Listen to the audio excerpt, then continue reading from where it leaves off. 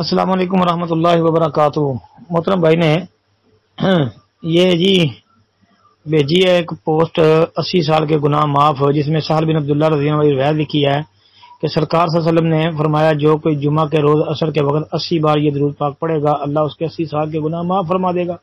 القول البدی 192 نمبر صفحہ۔ اچھا جی، نہیں بھائی صحیح نہیں ہے، ثابت نہیں ہے جی ایسی کوئی بھی، بلکہ اسی میں القول البدی علامہ صحابی کی اس میں 196 نمبر صفحے کے اوپر حضرت ابو ہریرہ سے مروی ایک روایت لکھی ہے کہ جو شخص جمعہ کے دن عصر کی نماز کے بعد اپنی جگہ سے اٹھنے سے پہلے 80 مرتبہ یہ درود پڑھے گا نا، اللہم صلی علی محمد النبی الامی وعلی آلہ وسلم تسلیما، تو اس کے 80 سال کے گناہ معاف ہوں گے اور اس کے لیے 80 سال کی عبادت کا ثواب لکھا جائے گا۔ اور یہ من گھڑت روایت ہے، مردود ہے، بغیر سند کے اس میں درج ہے۔ تو اس بارے میں ہمارے علم کے مطابق جی کوئی بھی روایت ثابت نہیں ہے۔ ہاں، ایک روایت ابو ہریرہ سے ہی مروی آتی ہے کہ جس میں یہ ہے کہ اللہ کے رسول نے فرمایا جو مجھ پر یعنی درود بھیجے گا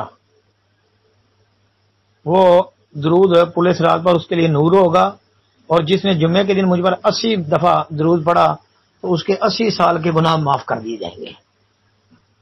شیخ البانی رحمۃ اللہ علیہ نے اس روایت کو سلسلہ حدیث ضعیفہ والموضوع کے اندر حدیث نمبر 3804 میں ذکر کیا ہے، مسند فردوس دارمی کی جو ہے اس حوالے سے، لیکن سند میں علی بن زید بن جدعان ضعیف الحدیث راوی ہے، تو یہ صحیح نہیں ہے جی۔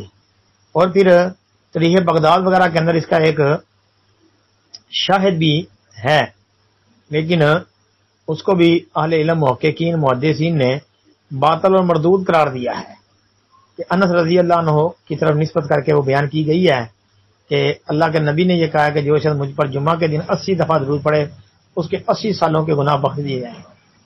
تو یہ تاریخ بغداد کے علاوہ شیخ البانی نے اس کو سلسلہ ضعیفہ کے اندر 215 نمبر حدیث کے تحت ذکر کیا ہے۔